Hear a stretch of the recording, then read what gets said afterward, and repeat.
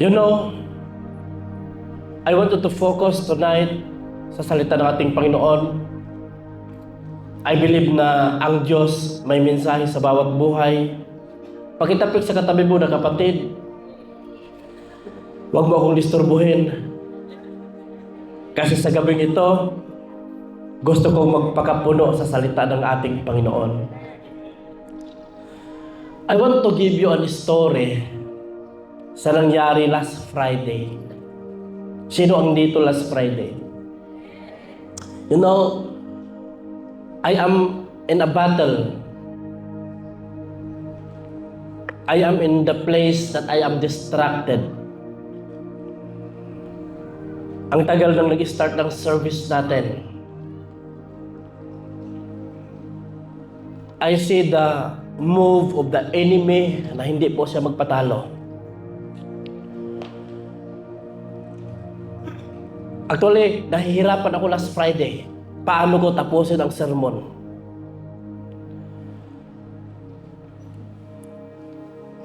Iyakan ang mga bata dito, I don't know. Ang feedback ng mic dito, grabe. Ang music team nag-struggle. Ang media team nag-struggle. I am asking to the Lord, Lord, why? At alam niyo po, hindi ko po masagot-sagot at the time yung mga nangyayari. At the time, kaharap ko si Nak Ellen. Sabi ni Nak Ellen, grabe yung mga ginawa ng kalaban natin. So nag-ask ako sa kanya, ano bang naramdaman mo?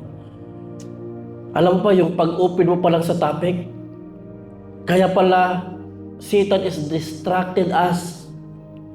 Satan is gusto niyang i-destroy yung service natin na hindi matapos. Kasi po, ang pinag-usapan pala natin, ang serpent. The first, ang pinakauna-unahang taong deceiver. And that is the reason kung bakit tayo nagkasala. And that is the reason kung bakit nandito tayo sa ganitong situation. Sabi ko, oo nga pala no. Na-open ako at the time. But sabi ko, Lord, I want to stand up again in the pulpit. He is trying to attack me, and now I will attack him. And if you want to attack also sa ating kalaban, I want you to focus tonight. Why? Because our topic for tonight is dagdagan ko po yung topic last Friday. Amen? Are you ready? Are you excited? Amen? Open lang puso natin. Now, ang pag-usapan natin tonight is walang iba kundi itong topic na ito.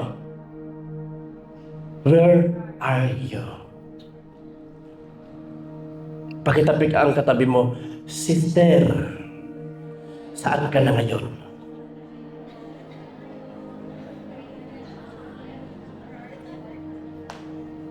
And even we are distracted last Friday. Naniwala po ako na kahit ganon ang atake ng kalaban, naniwala po ako na meron sa inyo dito na may naunawaan pa rin ang pinag-usapan natin. Meron pa rin nagsasabi, Ouch, ako ang topic. Kaya, sabi ko, Lord, bigyan mo ako ng another mensahe. The same topic. I was praying to the Lord. Actually, grabe, I am struggle kung ano talaga ang ibigay na topic, but ito ang binigay ng Panginoon sa atin. Where are you? Saan ka ngayon nakaposisyon? Saan na ngayon ang puso mo? Saan na ngayon ang pananampalataya mo? I am not talking about sa mga taong matagal na sa church na ito. I am talking also sa mga newcomers, and I am talking also to everyone na sa room na ito. Kasi, alam niyo po, in the Garden of Eden, si Adam and Eve, nasa Garden of Eden na sila. Kasama nila ang Diyos. But, ang layo pala nila kay God. At binigay ng Diyos sa akin ang mensaheng ito na marami sa church na nasa loob ng church but their heart is far away from the Lord. I don't know kung sino sa inyo. But meron dito sa place na ito, you are in the side or you are inside in the Garden of Eden, you are inside in the church, but your heart is far away from our God. Alam niyo po ba, yung pinag-aralan ko to, yung sa Genesis 3, 1 to 9, at that moment that si Eva at ang serpent nag-usap sila, at lahat ng pwedeng i-deceive ni Satan ng mga magagandang bagay, binigay niya kay Eva. At nanalo ang kalaban to deceive kay Eva. And not only that, sinama pa niya si Adan. So ngayong gabi, gusto kong laliman to. At gusto kong bigyan ko kayo ng verse na ito, kasi alam ko lang po na binasa natin yung whole verse at the time last Friday. Gusto ko po itong ibalik sa inyo. Ito lang, dito lang tayo mag-ikot sa verse na ito. Tingnan natin. Now, sabi dito sa verse na ito, sa Genesis 3, 8 to 9, pakibasa. Genesis chapter 3, verse 8 to 9. Then the man and his wife heard the sound of the Lord God as he was walking in the garden in the cool of the day, and they hid from the Lord God among the trees of the garden. But the Lord God called to the man, "Where are you?" Pagkatapik, katabi mo, where are you? Amen? We start this evening with the first question that God asked to man. Where are you? We start with question because this is the very important question. It's the question God cares about us. Alam niyo po, yung binalikan ko to, na binasa ko to, alam niyo po, yung pagtawag ng Diyos na where are you, hindi ibig sabihin that our God walang pakialam sa atin. Sa mga newcomers natin, sa mga na-invite lang, saan ka na-invite, saan na corner, sa all-in na-invite ka, dinala ka sa church na ito, hindi ibig sabihin na hindi alam ng Diyos ang kalagayan mo. Where are you? That is the very first question na napaka-importanting tanong. Ibig sabihin, ang Diyos may care siya sa atin. Pakitapik ang katabi mo, kapatid, ang Diyos may care siya sa atin. Even po, nagkasala tayo. Pero ang Diyos, hinahanap tayo. Amen? Hinahanap niya tayo, mga kapatid. Bakit hinahanap ni God in a very cold morning? Sabi dito, tingnan natin dito. Yung verse in, then the man and his wife heard the sound of the Lord God as he was walking in the garden in a cool of the day. Nakita niyo po dito, mga kapatid, na si Adam at si Eva, narinig na lang nila ang mga apak ng Diyos in the Garden of Eden, and they realized that our God is walking into the Garden of Eden in a very cold day. Narinig na lang nila, mga kapatid. Naintindihan niyo po ba ako? And they hide from the Lord among the trees in the garden. Dito po, yung pinag-aralan ko to, bakit narinig na nila ang mga apak ng Diyos? So, the revelation of the Lord para sa akin, and I believe this is the revelation of God po para sa ating lahat. Naunawaan ko dito that every morning, alam ko po that at that moment that God is walking into the Garden of Eden, kasama niya lagi si Adam at Eva in the Garden of Eden. Kasama niya lagi ang Diyos. While their connection is not lost. Yung hindi pa naputol ang kanilang koneksyon sa ating Panginoon, kasama lagi ni Adam and Eve ang ating Panginoon habang po paikot-ikot sila sa Garden of Eden.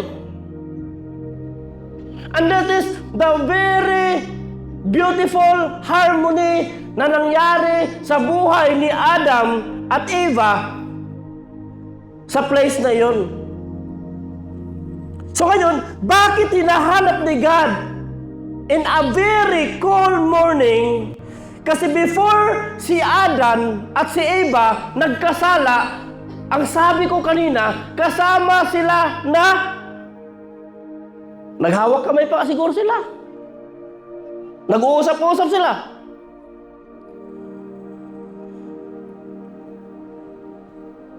At that moment, nag-iisa na lang si God.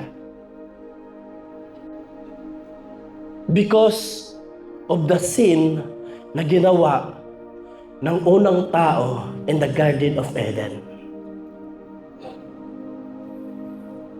Did you realize the first day you received the Lord Jesus Christ, you meet the presence of the Lord in your life at nagsabi mo, wow Lord, ito na talaga yung buhay na gusto kong sundin. Did you realize at that moment? Naalala mo pa ba ang pinakaunang pagmamahal mo sa ating Panginoon? That every morning, lagi mo siyang kasama, lagi mo siyang kausap, lagi kang nagdidevosyonal, lagi kang nagpi-prayer meeting, lagi kang nagpi-pray, lahat ng ginawa mo, kasama mo lagi ang ating Panginoon. At that is the time nangyari din sa buhay ni Adam and Eve. At pinakita dito na ang una na relationship ni Adam and Eve between our God is napakaganda. But yun mga kapatid, yung nagkasala silang dalawa, nasiparit na sila sa ating Panginoon. Naputol ang kanilang koneksyon. Nawala ang kanilang presensya. And the presence of the Lord is very important para sa iyo, para sa akin. That is the very important na dapat nating dala-dala araw-araw. Even ako, Lord, mawala po ako pag wala ang presensya mo. Yung maramdaman mo na you are dry na, parang tinatamad ka na magsimba, tinatamad ka na mag-devotional. Kasi there's something na nagawa mo against our God. You are hiding to our God. Ayaw mo lang magpakita sa Panginoon because nagkasala tayo. But, yun mga kapatid, ang pagmamahal ng Diyos. But now, God is looking to you. Hinahanap ka ng Panginoon. Where are you? Kahit nagkasala si Adam and Eve, nagkasala tayo sa harap ng ating Panginoon. But the Lord, ang kanyang pagmamahal, hinahanap pa rin niya ang taong nagkasala. Yung si Adam and Eve, na hindi pa sila nagkasala, hindi sila hinahanap ng Diyos. Walang nangyayari na where are you? Kasi nakikita ng Diyos na they are connected. Kasama niya lagi ang mga creation niya. But yung naputol na, that is the started na ang ating Diyos naghahanap na. At alam niyo ba mga kapatid, until now, His voice, His word, that where are you, hindi po namamatay. Pagitapik sa katabi mo, hindi na mamatay. Hinahanap ka ni God. Kasi nagtatago na tayo. Wala na tayong time sa Kanya. Malayo na tayo sa Kanyang presensya. And that is the truth. May tanong po ako sa inyo. Are you near from our God? Or are you far from our God? Tapikin mo ang katabi mo, malapit ka ba kay God? Or malayo ka na kay God? Ano ibig sabihin mo, oo, malapit ako kay God. I have my close and intimate relationship to our God. Ikaw pa rin ang makakasagot niyan. Ikaw pa rin ang nakakaalam niyan. Kung malayo ka na sa ating Panginoon. You see, Adam and Eve, tingnan mo, ang napaka-pangit na awakening.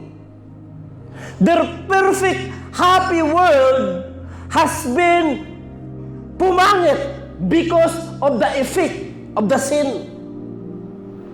Grabe, alam niyo po, grabe, ang ganda naman dapat yung kalagayan natin ngayon. Hindi na dapat tayo magpapagod Yung nangyari kanina sa nagtestimono, hindi na dapat yun mangyari. Wala na sanang aksidente, wala na sanang pangbababae, wala na sanang kasalanan. If we are in the Garden of Eden, our conscious, mga kapatid, hindi nakakakita ng mga mali because we are covered by the presence of our God. Yung naputol ang connection, na wala ang presensya, the presence of God depart from the life of Adam and Eve, na-open ang kanilang conscious that Eva is naked, Adam is naked, na-open ang kanilang mga mind, uy, Adam, hubad ka! Magtago ka! Magtahi tayo ng dahon! Kasi ang pangit-pangit, hubad tayo pareho. But when they are in the presence of the Lord, walang nakikita na mali.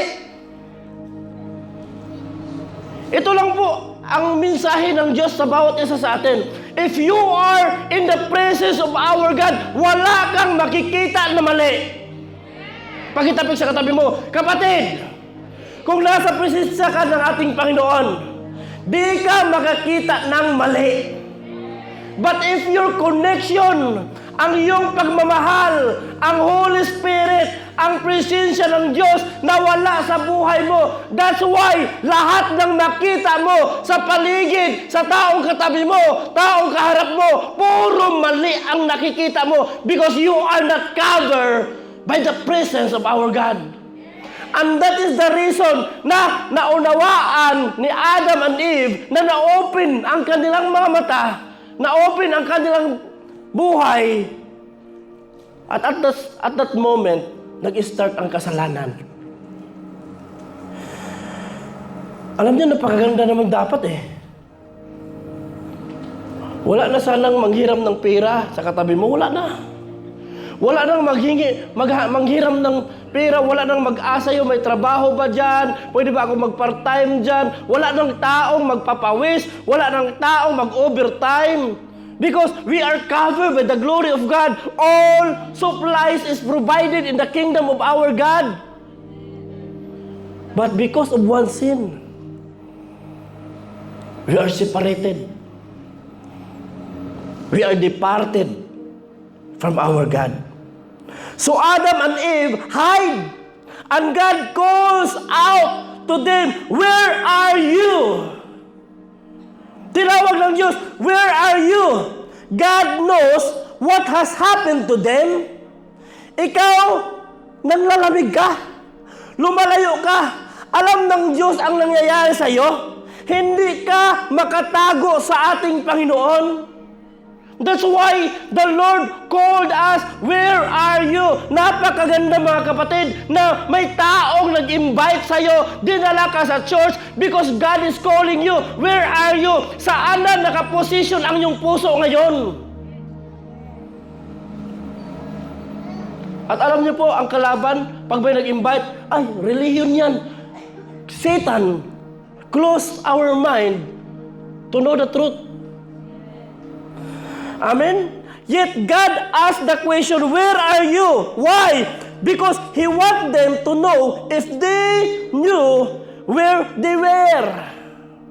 Gusto ng Diyos na malaman, hindi ibig sabihin na nagtanong si God, where are you? Hindi niya alam kung saan sila Adam and Eve. Hindi mo ibig sabihin na nagtanong ang ating Panginoon na hindi niya alam ang nangyayari sa kanila. Nagtanong ang Diyos para ipaalam ni Adam and Eve ang kanilang sitwasyon kung saan na sila ngayon. Nagtanong ang Diyos sa atin. Nag-send ang Diyos ng mga tao na invite ka pabalik sa church kasi gusto ng Diyos malaman mo kung saan ka na ngayon, saan na nakaposisyon ang puso mo, saan na ang pagmamahal mo, saan na ang focus mo. That's why God called you. Where are you? It's not talking about place. It is talking about your heart. It is talking about my heart. Where I am now. And that is the very important message na gustong iparating ng Diyos sa bawat isa natin. Saan ka na ngayon? Oo nga, nasa Garden of Eden ka, but you are disconnected to the source. You are disconnected to the blessing. You are disconnected sa healer. You are disconnected sa taong magbibigay sa'yo ng breakthrough. But still, you are inside in the Garden of Eden. You are inside in the church. Amen? Pagkitapik ang katabi mo, hindi po galit si pastor. Amen? Bigyan ko po kayo ng 5 bagay sa gabi ito. Sabi nito, number 1. Walking with God to hiding from God. Tapikin mo ang katabi mo. Kapatid, are you walking with our God? Or are you hiding from God? Kasama mo pa ba ang Panginoon sa gabing ito? Lagi mo ba siyang kasama? Or even you are in the church, you are hiding? Sabi nito mga kapatid, God was walking in the Garden of Eden in the cool of the day. Napakaganda po ang kanilang fellowship. Doon, ang kanilang closeness. But when was the time you walk with God? How close kayo ni God yung time na nagsama kayo? Amen? Yung una natin nakilala ang Diyos, paano tayo ka-close? Paano tayo kainit? Ikaw pa nga ang nagtanong, Nay, kailan ang cell group natin? Nay, gusto ko na mag-evangelize, Nay. Nay, ang dami kong na-winsol. Pero habang tumatagal ka, doon, sa loob ng Garden of Eden, you are distracted. Nakipag-usap ka sa mga taong deceiver, and you are deceived, and you are committed sin, yet you are in the Garden of Eden.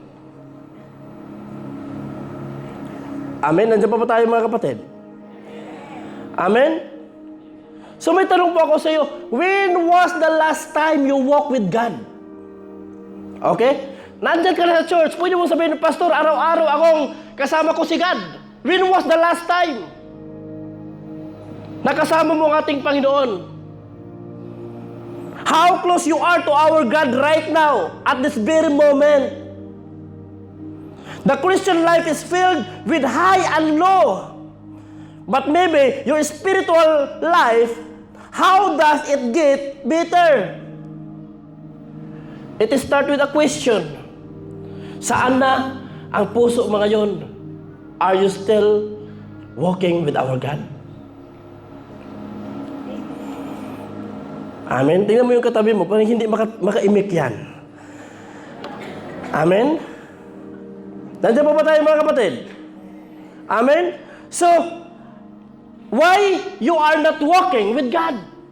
Okay, kanina, ang una kong tanong, when was the last time nakasama mo ang ating Panginoon? So, ikaw lang po ang nakakalam. Ikaw lang po ang makakasagot. But when your mind, hindi mo nakasama ang ating Panginoon, why you are not walking with God? Amen? Hindi ka ba nagwo-walk sa ating Panginoon because you are ashamed? Si Adam and Eve, hindi na nakasama ni God walking on the Garden of Eden. They are hiding because nahiya sila sa kasalanan na ginawa nila. That's why napakahirap po dalhin sa paanan ng Diyos, dalhin papasok sa simbahan ang taong nagtatago sa kasalanan. Ang daming mga dahilan, ang daming mga appointment. But the Lord asking, dahil lang ba nahiya ka sa ginawa mong kasalanan, ayaw mo lang bumalik sa akin? Dahil lang ba you are committed sin, ayaw mo lang lumakad kasama ako? Or ikaw yung tao na wala kang pakialam sa nangyari sa buhay mo? Yung tao na akong mamatay ako, di mamatay, Diyos na ang bahala. May mga taong ganun, na pag in-invite mo, tara, simba tayo. Uy, bro, sis, kasalanan yung ginawa mo. Grabe naman to. Judgmental naman to. Diyos lang nakakaalam yan. That's true.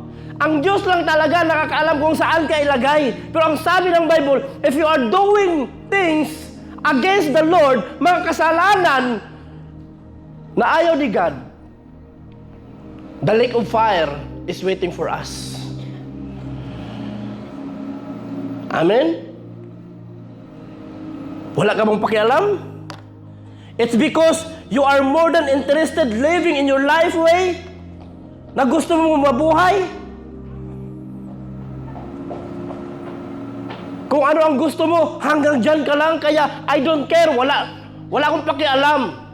Ma-imperno ako o hindi. May makapag-invite sa akin, makapagsimba ako o hindi. Wala akong pakialam. Total, ang ganda naman ng buhay ko. Maganda trabaho ko, maganda kalusugan ko, may bahay ako, may sasakyan ako, gusto ko mabili, makabili ako lahat ng gusto ko. That's why you don't care. Una, hiya. Pangalawa, parang wala tayong pakialam. Pakitapit sa katabi mo, kapatid, may pakialam ka ba or wala? Amen? Kahit po mga kapatid, ano man po ang nasa puso mo mga kapatid, anong sabi ng Diyos sa message ito? Pagkabasa. God sees what happens in the nighttime and in the daytime. Just because you think no one knows doesn't mean that God doesn't know. There is no hiding from God. Stop hiding from God. Begin to walk with God. Come to God, repent of your faults, and find forgiveness. Anong sabi nito? God sees what happened in the night and even in the daytime. Ibig sabihin, kahit natutulog ka, kahit in the night, ano ang ginagawa mo? Sa bawat gabi, sa umaga, ano ang ginagawa mo? Alam na alam ng Diyos, walang maitago sa ating Panginoon. God knows everything. Alam ng Diyos mga kapatid. Ang sabi ng Panginoon, in our God, there is no hiding from our God. Hindi tayo makakatago sa mata ng ating Panginoon. That's why the Lord God says, stop hiding. Ang maganda, yung lumabas sila at sinabi nila, Lord, nagkasala kami. And that is the starting na nagturo na silang dalawa. Lord, si iba kasi Lord, kinahain ang pinagbabawal mo. Nagturo na. Ngayon, si iba naman, hindi Lord, wala akong kasalanan. Yung ahas kasi Lord. And that is the reason nagkaroon tayo ng kasalanan.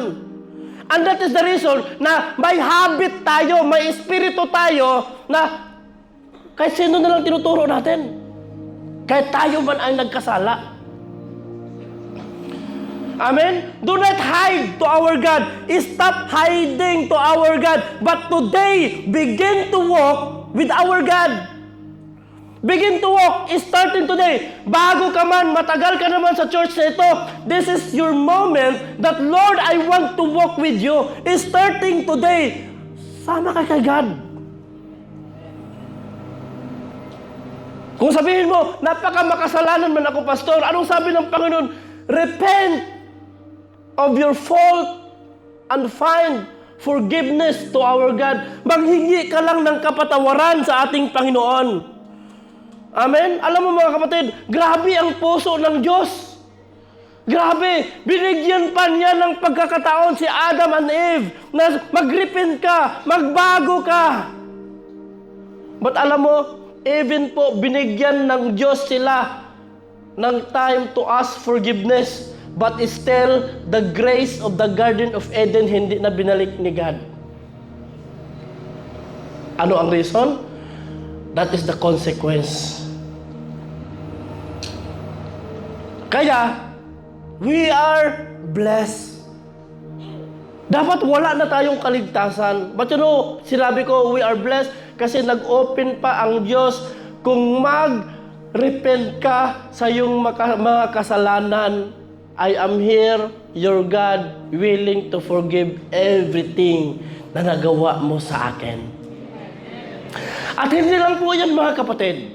Alam niyo po ba mga kapatid, that our God, anong sabi niya dito? Our God never grows tired of loving His children. Hindi siya napapagod. Hindi siya naglikramo. God never grows tired of loving, but He is still pursuing His children. Until now, ang pagmamahal, yung sabi ng Panginoon, where are you? Nadala natin until now, God is still pursuing with us. Kaya po in-invite tayo, dinala tayo sa kaharian ng ating Panginoon, pinasok tayo sa church para maunawaan natin that our God is calling your name. Our God is looking at you. Hinahanap tayo ng ating Panginoon. This pursuing God, hindi siya napapagod kakahanap sa mga taong nagkasala. Amen? That's why LRC Alain never napapagod lumabas in the Alphala Street, in the Al-In Street, para hanapin yung mga tao na hindi pa nakikilala ang ating Panginoon. Amen? Nandiyan pa ba tayo mga kapatid? And why was God walking at the garden? Bakit po siya lumakad sa Garden of Eden? Why God is walking in the garden? To look for His children, to comfort His children, but most importantly, so He could be with His children. Grabe! Lumakad siya sa Garden of Eden. Hinanap niya ang mga taong nagkasala kasi gusto ng Diyos na makasama niya ulit ang mga taong iyon. Amen? Grabe yun ang pagmamahal. Even lang mga kapatid, example na lang po ito, yung story sa parable of the lost son. The prodigal son. Alam niyo po siguro yung mga naka-attend ng AGR kung paano ang ama naghintay sa kanyang anak kahit ang kanyang anak nagkasala, but ang kanyang ama is still waiting for his comeback. Kahit gaano tayo makasalanan, anong nagawa mong kasalanan, God is waiting for us, for your comeback. Babalik po tayo mga kapatid sa ating Panginoon. Nandiyan pa ba tayo? Amen? At alam niyo po mga kapatid, hindi lang po yun. Hindi lang po ang Panginoon nagpurso, nagbigay ng oras, na pagod sa paghanap ng kanyang mga anak.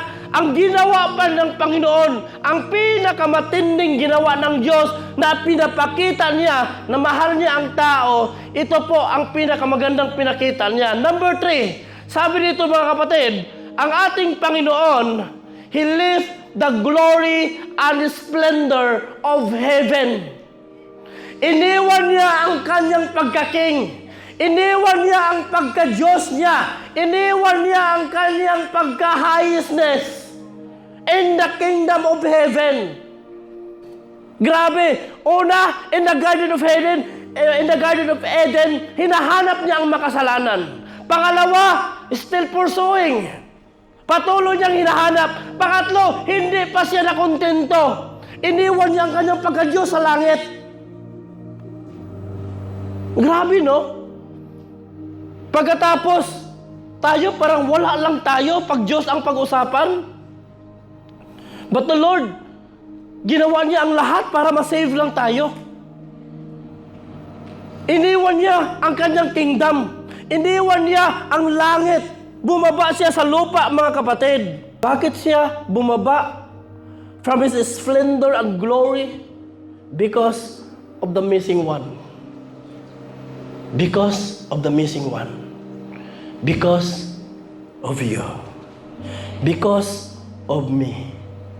Iniwan niya ang kanyang pagka-Diyos. Iniwan niya ang kanyang pagka-king. Iniwan niya na kahit siya ang may-ari sa lahat, iniwan niya, kinalimutan niya, bumaba siya sa lupa. Para sa iyo. Amen? Pakitapik ang katabi mo, grabe ang pagmamahal ng Diyos sa iyo. Iniwan ng Diyos lahat doon sa langit. Amen? Sabi niya, and so God left the glory and the splendor of heaven to come and walk in the Garden of Eden to search for His missing children. And He called out them, where are you? Because God never grows tired of loving His kid. Hindi nagbabago ang kanyang pagmamahal. Hindi napapagod ang kanyang pagmamahal. Sometimes, as a human being, napapagod tayo in serving the Lord. Nawala ang pagmamahal natin. Nawala ang unang love natin sa ating Panginoon. But the Lord, sabi niya dito mga kapatid, hindi ako dapat mapagod. Because I love you. Tapikin mo ang katabi mo, mahal ka ng Diyos, kapatid. Amen? Iniwan niya ang kanyang pagka-Diyos. Iniwan niya ang kanyang kaharian. At ang pang-apat, mga kapatid, sabi ng Diyos dito, mga kapatid, hindi lang ang splendor niya, ang glory niya, ang iniwan from His creation, He come down to earth for you. Amen? From the galaxy, from the cluster, amen? From the solar system, papunta sa earth. Lahat po yun, dinaanan niya. Makarating lang siya sa mundo. Makarating lang siya kung saan tayo. Amen? Tingnan mo, yung unang words na binitawan ng ating Panginoon, hindi siya nagsasawa. Hindi siya nalilimot. Hindi siya napapagod. But the Lord is still doing mga bagay na para maligtas ka lang. Gumawa siya ng mga kaparaanan para masave niya tayo, mabilin niya tayo muli. May tanong ako sa inyo, gumawa ba tayo ng mga kapamaraanan makabalik lang kay God? Kahit pagod ka, you are never tired. Hindi ka napapagod o labing awawat sa ating Panginoon. Gumawa ka kahit paon po, gaano kalayo, gaano kapuyat, gaano kapagod ang trabaho mo, makarating ka lang dito because of the Lord na makasama mo. It's not about religion. I am not talking about religion, mga kapatid. Ang pinag-usapan natin dito kung paano mo ma-appreciate ang ginawa ng Diyos para sa'yo, makabalik ka lang doon sa Garden of Eden. Gusto kang ibalik ng Diyos doon. And now, ang Diyos, naglagay siya ng 2 kirubim.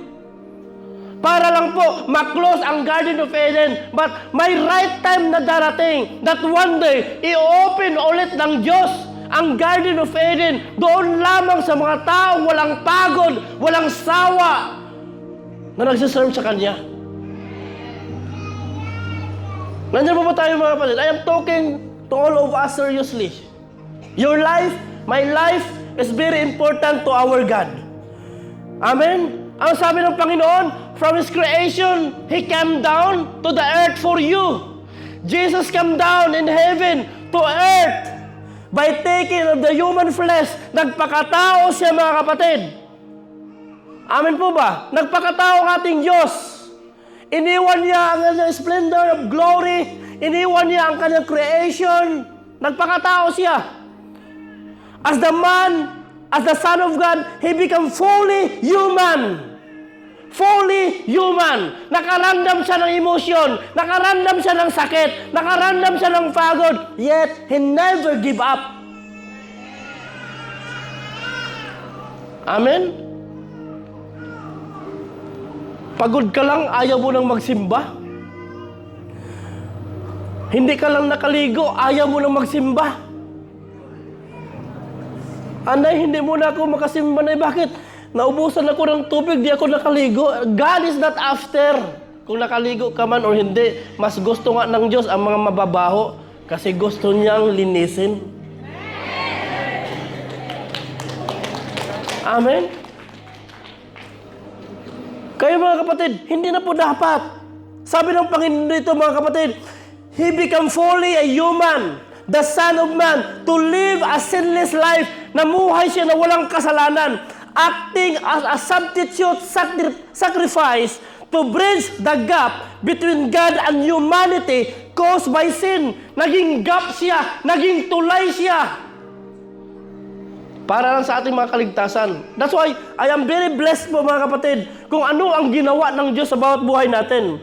He was sent by the Father, voluntarily humbling Himself to live among humanity. Binubuluntir niya ang kanyang sarili.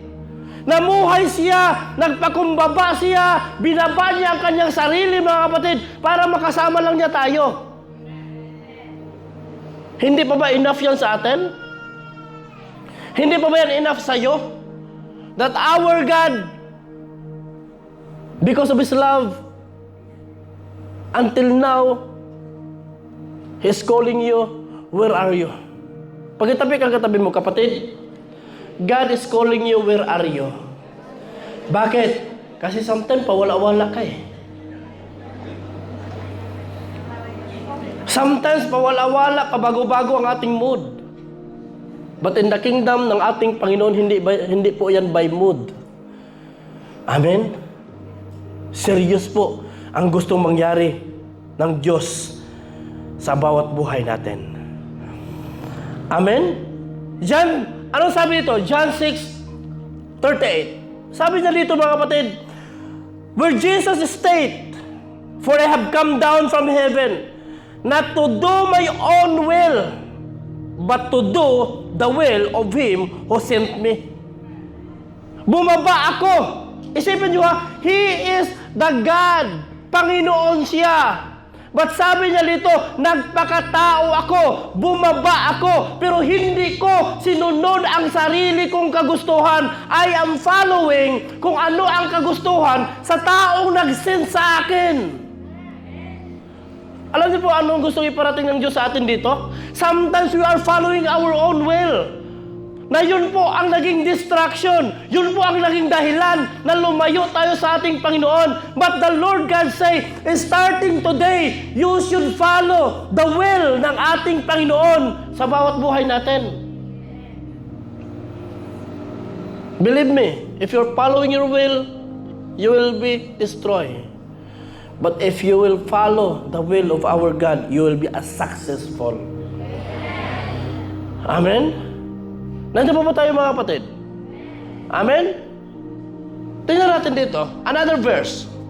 John 3:13. Sabi dito, no one has ascended to heaven, but He come down from heaven. That is the Son of Man. Ascended to heaven, but He come down from the heaven. That is the Son of Man who is in heaven. Isipin niyo po, bumaba talaga siya. Hindi siya nagdadalawang isip. Hindi nagbabago ang kanyang desisyon.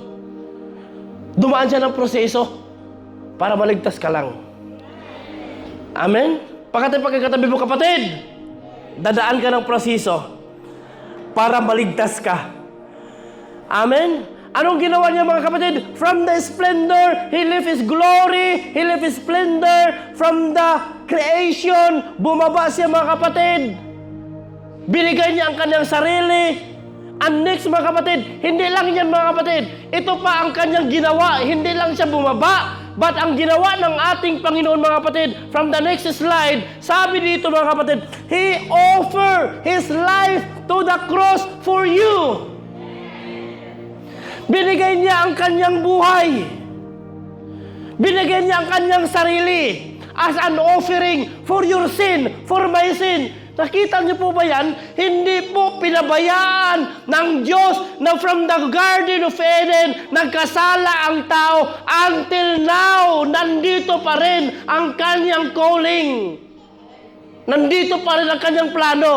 Nandito pa rin ang kanyang kagustuhan na ikaw at ako gumawa siya ng paraan para magkaroon ng kaligtasan. Hindi enough sa kanya na dumalo lang.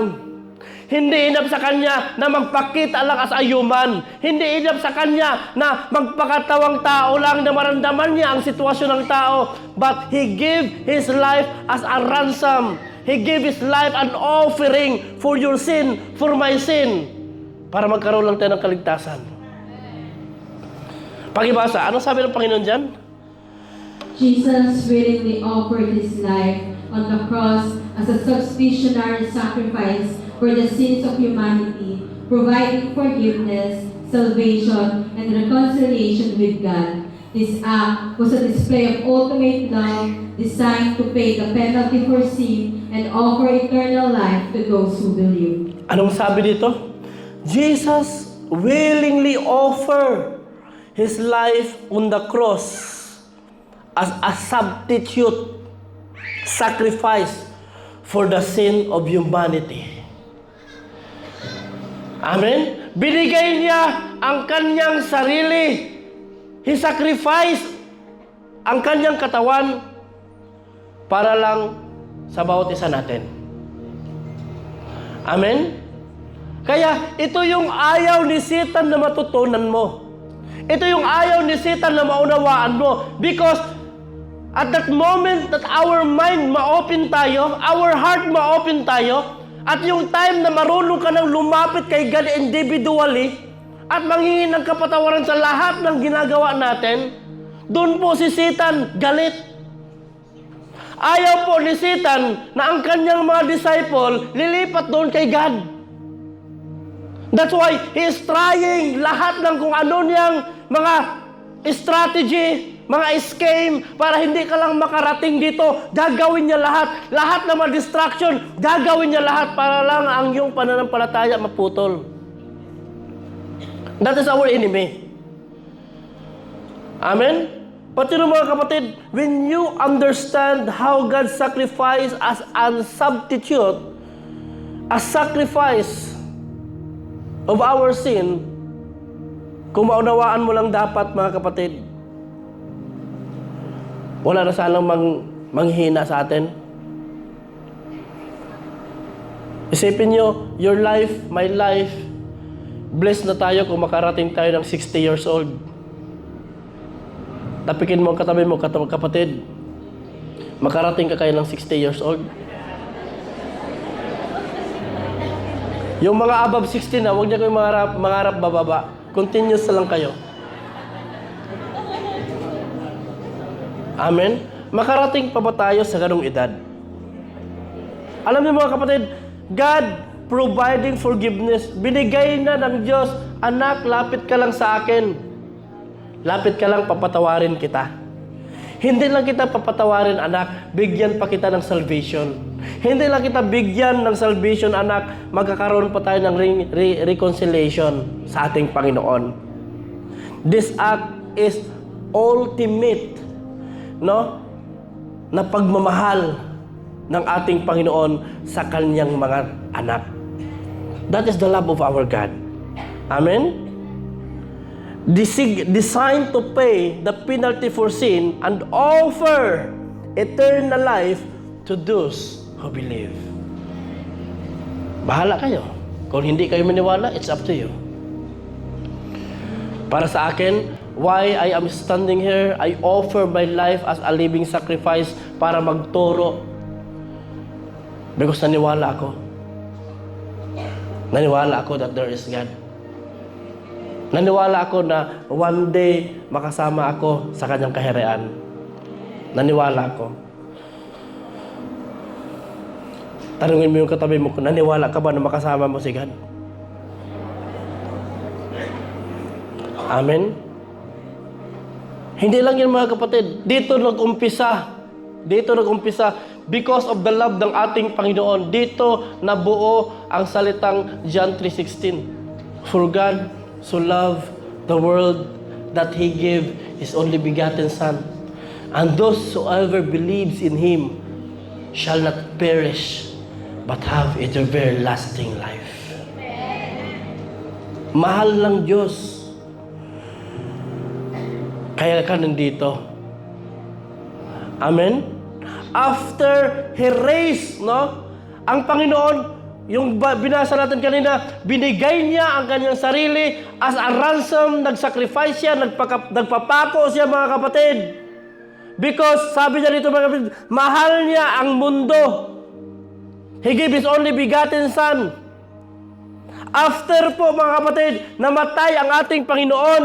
He raised from the dead. He ascended to heaven. And alam niyo po mga kapatid, the mission is not yet finished. Amen? Ano ang ginawa ni Jesus Christ? Una siya ang naghanap. Una siya ang gumawa ng way as a sacrifice. Gumawa siya ng mga kapamaraanan na maligtas tayo. At yung namatay siya mga kapatid, do you think the work is done? Do you think winning soul is done? Hindi po natatapos kapatid. Hindi po natatapos. Amen? Kasi po mga kapatid, after po namatay ang ating Panginoon, ang mission hindi natapos. Bakit? Kasi ang Panginoon, bago siya namatay, bago siya ipinapako sa cross, nag-create muna siya ng 12 disciple. At ang utos mga kapatid, walang iba na utos, kundi hanapin, where are you? May mga tao pang hindi pa nakilala ang Diyos. May mga tao pa na until now, ang kanilang connection putol sa ating Panginoon. That's why our God, ang kanyang strategy, hindi napuputol. Yung nag-ascend na ang ating Panginoon doon sa kanyang kaharian, nag-iwan siya ng 12 disciple. And the 12 disciple, ginawa niya na hinahanap ang mga taong nagkasala. Still doing winning soul, preaching the word of God, heal the sick, gumawa ng mga miracle. Then until now, mga kapatid, tingnan natin dito. Next verse. Sabi nito, one day, Jesus called together His 12 disciples. And He gave the power and the authority to cast out all demons and all authority, to heal the sick. Then, He sent them out to tell everyone about the kingdom of God and to heal the sick. Nakita niyo po ba rito ang step na ginawa ng ating Panginoon until now? Doon lang sa isang taong nagkasala, until now, ang paghanap ng Diyos sa mga taong nagkasala, nandito pa rin. Ang Panginoon nag-ascend siya, pinadala niya ang kanyang Holy Spirit sa kanyang mga disciple. Then until now, ang mga disciple namatay naman. May mga disciple pa ba naiwan? Sino nakakilala nito na may disciple pang naiwan? Wala na. Ano ang ginawa ng mga disciple? Nag-build up sila ng mga churches. Nag-mission sila all over the world. Nag-build ng mga churches. At ang church, mga kapatid, in the last verse na bigay ko sa inyo, binigay ng Diyos ang fivefold ministry inside the church.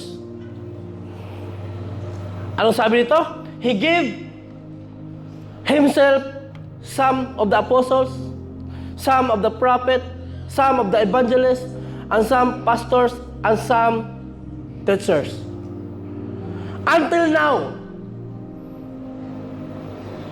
grabe ang ginawa ng Diyos na strategy para maligtas ka. And until now, ang church, nasa loob ng church ang fivefold ministry. Hindi mo naman makita ang ating Panginoon, but the presence of God is there. The Holy Spirit, ang ating Panginoon, nandito. Hindi mo man nakita ang mga apostol, pero nakita mo ang kanilang mga ginawa. At until now, bunga tayo sa pag-win soul ng ating mga apostol. Bunga ka. And the apostle create, stand, build up a church. At nilagay doon ang mga pastor. And until now, kaya nagkalat ang mga pastor. Ang walang ibang purpose. Hanapin ang mga nawala. Where are you? Amen? Nakita mo ba ang proseso? Nakita mo ba na ang Panginoon, masabi mo ang Panginoon he did not care para sa bawat isa natin? He care for us. That until now, gumawa siya ng madaming kapamaraanan para ikaw at ako magkaroon lang ng kaligtasan. Gumawa ang Panginoon ng proseso. Ngayon, ikaw as a human being, taong pinapakamatya ng Panginoon, taong hinahanap ng Diyos, taong gustong makasama ng Diyos, ano ang ginawa mong kapamaraanan para maibalik mo ang iyong relasyon sa ating Panginoon? Alam niyo po,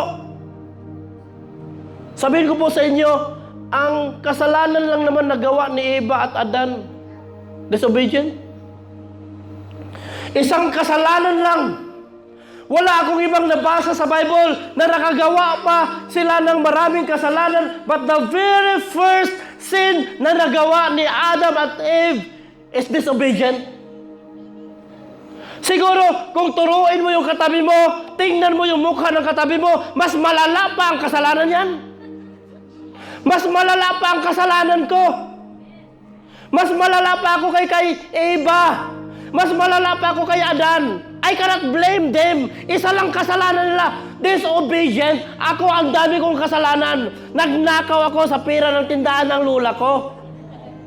Nagnanakaw ako sa oras ng trabaho ko. Nagmumura ako. Tumataya ako ng tong-ets. Tumatayo ako ng online sabong. Tumataya ako ng big ticket.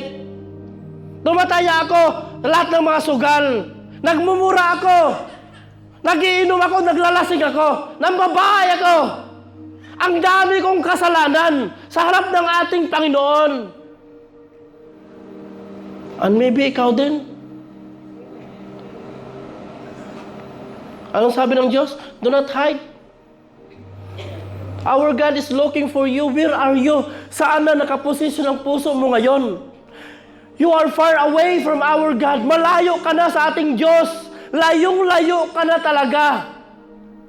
And now, gusto ng Diyos, balik ka. I already provided the reconciliation. I already provided the forgiveness. I already provided everything you need. Ang gusto lang ng Panginoon, lapit ka.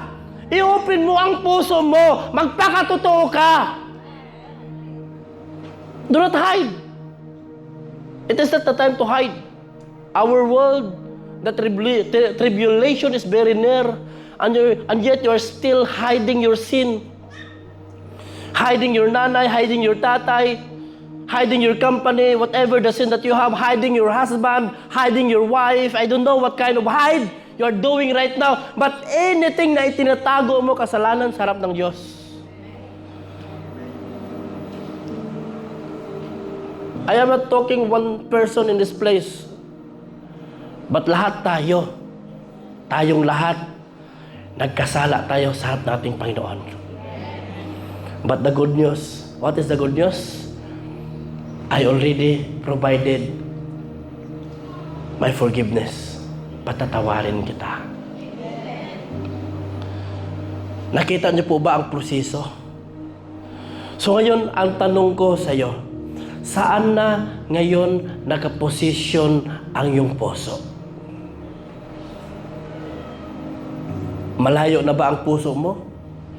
Nandun na ba ang puso mo sa trabaho? Nandun na ba ang puso mo sa negosyo? Nandun na ba ang puso mo sa karir mo? Nandun na ba ang puso mo sa mga responsibility sa buhay? Nandun na ba ang puso mo sa mga ginagawa mo? Yet naiwan mo na ang Diyos, naiwan mo na ang Kanyang glory, naiwan mo na ang Kanyang pagmamahal, naiwan mo na ang iyong responsibility. But the Lord is still calling, where are you?